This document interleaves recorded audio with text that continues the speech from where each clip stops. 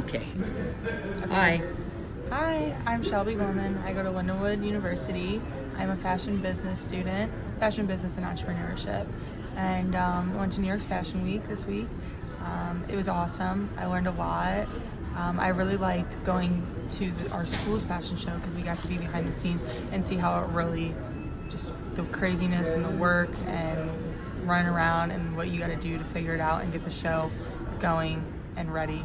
I actually got the opportunity to walk in it, which was another big experience for me, and see how it feels to walk down the runway and the stress and nervousness and just how you got to pose and make your designer's clothes look good and strut them. And I learned a lot in the factories, learned about the clothes and just the making of them, and overall it was a really good experience.